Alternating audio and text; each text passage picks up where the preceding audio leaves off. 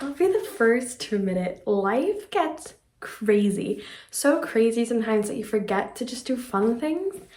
And ever since I got back from London, I've been bored, I've been down, I've not been myself exactly because I was so hyper focused on planning this really fun trip. And I'm sure a lot of you feel this way as we're going to summer and we're all going on vacations and things like that. It can be hard after something really exciting to keep on doing fun things to keep yourself happy. So this week is going to be a little challenge for myself to do little things and to just enjoy the little things, to romanticize my life. So I'm going to be taking you with me and I'm just going to be showing you these little things. I'm not taking you through every single day, but I'm going to just be showing you some things that make me happy every day. And hopefully it'll give you some ideas of things that you can do to romanticize your life right here and right now. The first thing I'm going to be doing is putting a dress on. I don't know about you, but dresses are great. I used to hate dresses like so much. I would not be caught dead in a dress. Now I'm obsessed with them. So wearing a dress really makes me feel happy, makes me feel myself. It just makes everything more fun. So I'm gonna do that and then I'm gonna take you with me throughout the week. When I want to be a little more casual, I like to put a sweatshirt over my skirt or my dress. It just makes me feel like I'm not going to afternoon tea, so I feel a little bit more good to do the things I have to do at home. So in that vein of doing the things you have to do at home, I often, daily, need to clean my room. It gets so messy, I don't know what it is, but that's a really hard thing to do, sometimes really not fun. So one thing I do to romanticize that is listen to audiobooks or music, or I think today I might even watch YouTube videos, just have it playing, just make myself have a good time. Make it an environment that you want to be in. Right now I'm listening to an audiobook about Queen Victoria. I'll put a picture of what it is up here. I don't remember exactly what it's called, but it's excellent and I'm really enjoying it. So that's something really fun that you can do and I highly recommend it. I find that when I'm doing nonfiction books in audio, I get through them quicker and I enjoy them so much more than I do when I try to read it physical. So that's my little cleaning hack for you.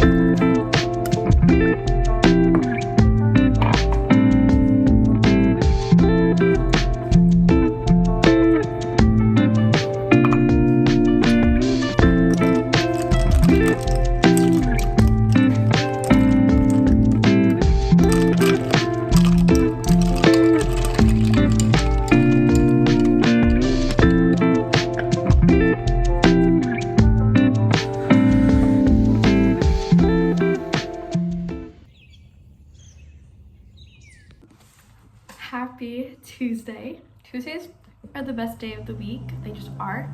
The mail truck is really loud outside. I'm just gonna let him drive by. He's stopping. Okay.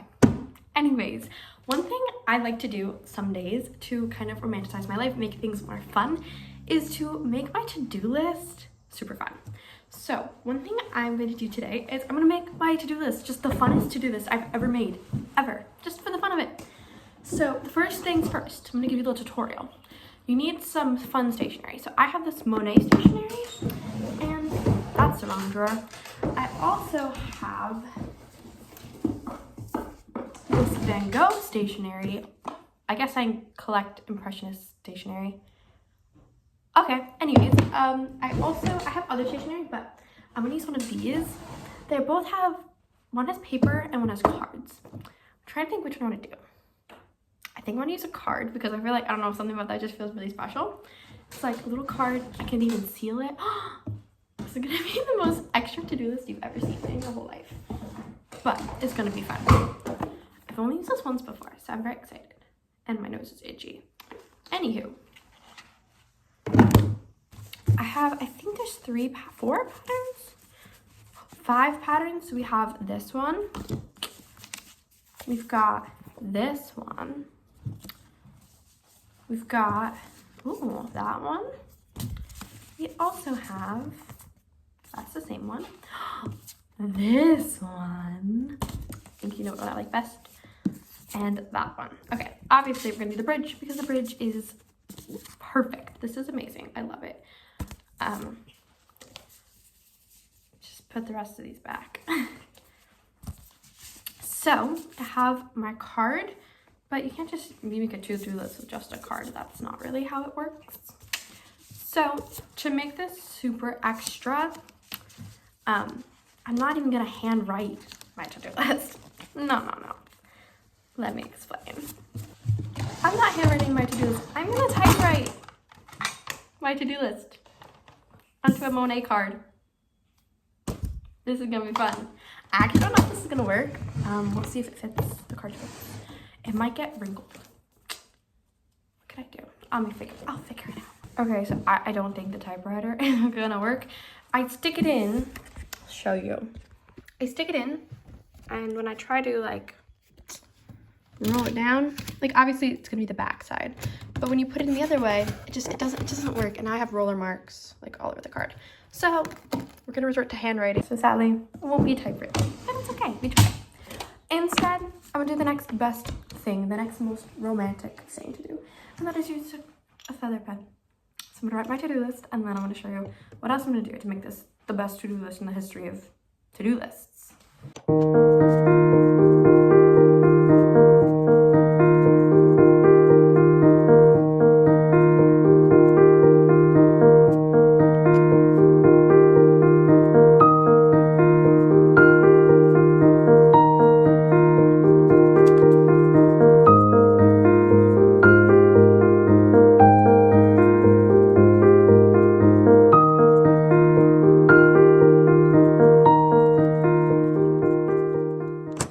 I forget how messy it is to write with a quill pen. I now have ink stains all over my fingers.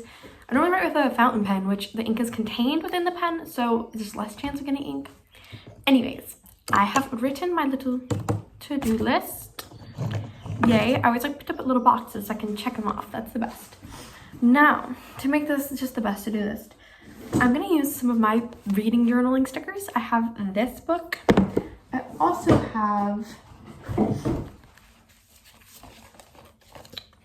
also have this book and this one, which is like pretty empty. So I'm gonna do some little sticker action, and that's gonna be so much fun. Here it is with all its lovely little stickers. Because I'm trying to be extra, I'm gonna put it in an envelope. Just stick it in.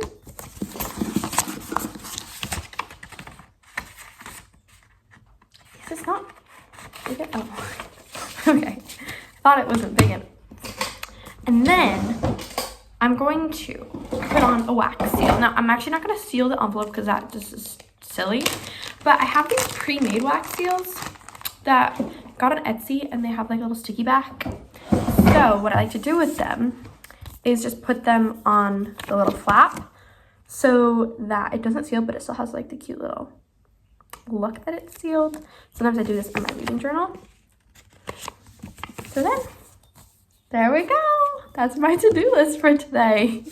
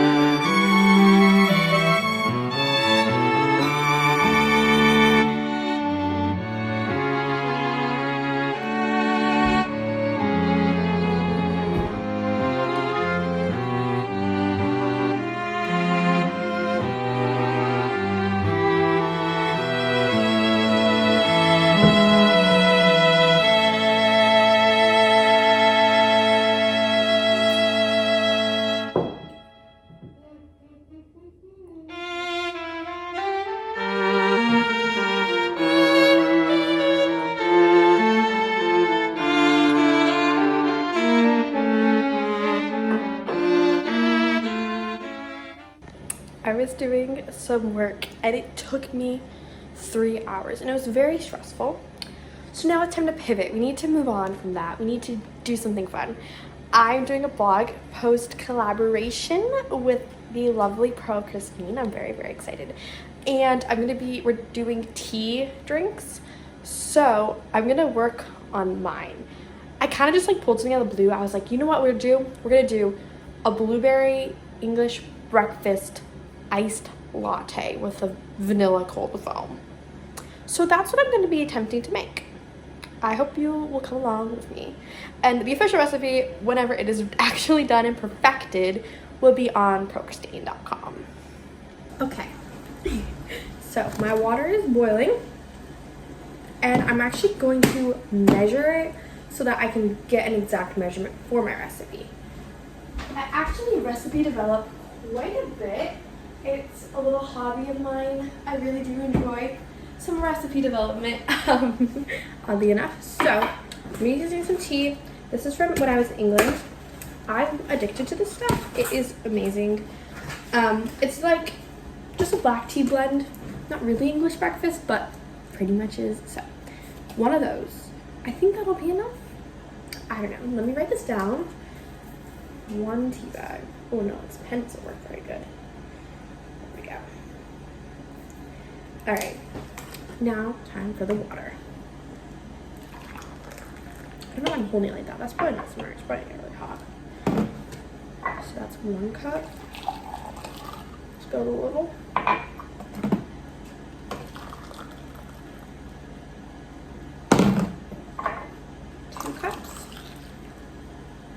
We're just gonna go with the 2 cups. I feel like that's the standard measurement that everyone can get behind. Okay, now I'm gonna make my simple syrup. I have a 1/4 cup of water and then I have to add a 1/4 cup of sugar. Simple syrups are equal parts, so it's a pretty easy way to know how to make it.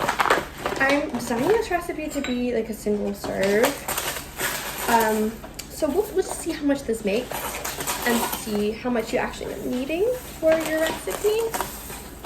Okay, that's a little less, but it's fine going in. And I'm designing this to work in the microwave because nobody wants to, be on the stovetop to make an iced tea. So I'm gonna microwave this and then we're gonna add the really fun part. I'm seriously trying not to overcomplicate this. So I'm gonna use a quarter cup of blueberries and we're gonna squash them with a fork. And then it's gonna go into the simple syrup mixture to make blueberry simple syrup. If you're banging, my brother is playing the drums. They're electric, but they're loud still. So yeah, I'm gonna mash these all up. Hopefully there'll be enough blueberry flavor. This is why we recipe test. This is why we experiment. This is why, you know, it's trial and error, and I will enjoy the product anyways, even if it doesn't come out perfectly. Okay, it looks disgusting. I'll show you. And I'm gonna add it into simple syrup. That looks disgusting now. Okay. All right. Now mix that in. And then I'm also gonna heat this again so that it can get all the blueberry flavor everywhere. Okay, so here's the drink. I decided not to make it with a cold foam because I really don't like milk in my iced teas unless it's matcha. So I don't know what I was thinking. So I made it with lemon though, and it is quite good. So definitely check out the recipe. Also, there's like a piece of blueberry in there because I didn't strain it as good as I should have. I've got some shortbread from England, and I'm reading. I showed you this earlier in the video a couple days ago, shooting wise. And that is A Drop of Golden Sun. This is a book I bought in London. I don't really know if you can get it in the US, but this book might be the best book I've read all year in a very long time. It is, how do I describe it? It's everything I want in a book. So the first like half of the book is in London. It's a group of kids who've been cast in this big Hollywood film. It's called The Music Makers, and it's kind of like a ripoff of The Sound of Music. In this universe, The Sound of Music doesn't really exist. We kind of assume that this is The Sound of Music. So it's for kids, it's a musical, and the storyline is very, very similar to The Sound of Music. There's Nazis and a singing governess and stuff like that. Anyways, we follow Jenny and this group of kids as they go to this chalet, I guess, or house somewhere in France for the shooting of this movie. And Jenny's a huge bookworm and she wants to be a writer, but she's acting in this movie and making these like amazing friendships. So much of this is like relatable. Also, it's a little heavier than a normal middle grade. All the different parents in this thing have like struggles, and it makes them very real, but they're also like involved, which I really love. Sometimes middle grade books parents aren't around, but this has been so much fun. Like, I almost don't want it to end. It's a perfect book for summer if you can get your hands on it. If you're in the US, if you're in the UK, you definitely can get your hands on it. So just try, because it's so good, and I don't even want it to end. I have like 1 or 2 chapters left, and it's just so fun. It's so amazing.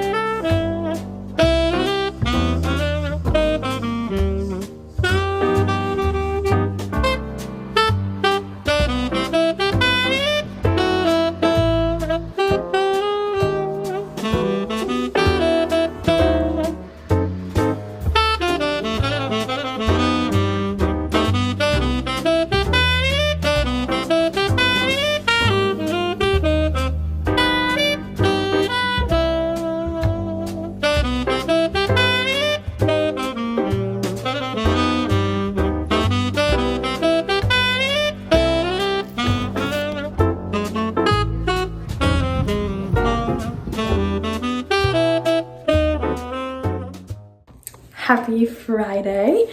I got a haircut today. What do you think? I like it.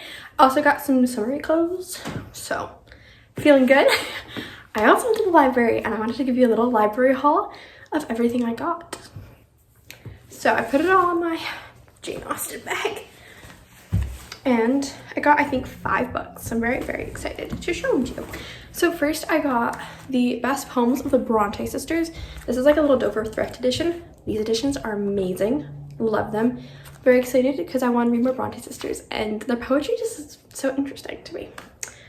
So then I also got The Faithful Spy by John Hendricks. It's about Dietrich Bonhoeffer and the plot to kill Hitler. I think it's a graphic, yeah, it's like a graphic novel-y thing. It's gonna be fun to read. Also got, this is a book I showed it to you when I was in the library. It's a book people talk about a lot. Kind of nervous about it, but I've heard a lot of good things. So I'm gonna be trying to read The Lovely War by Julie Berry. I know it's like mythology and World War I and World War II and romance and I don't know. But Sarah Mackenzie from Read Aloud Revival podcast says it's good, one of her favorite books. Other people I know talk about it, so I'm gonna try and give it a go and see how it goes. Then I also have The Year of Miss Agnes. It's middle grade. I thought it would be bigger, but it's really small. It's like about a little schoolhouse in Alaska. Sounds really fun. Then I also got Adventures with Waffles. First of all, title, perfect, amazing, love it. And it's about these best friends and yeah, one's a girl, one's a boy. And that's like the main conflict. I don't really know, but it looks cute. The last book I got is actually the one I'm most excited about, and it is A Lady's Guide to Fortune Hunting by Sophie Irwin. I think it's kind of like Jane Austen. Again, I heard about this from Sarah Mackenzie, Read Aloud Revival. But looking at her book lists a lot lately for book recommendations. So I'm very excited. I think this is gonna be good, but I don't know.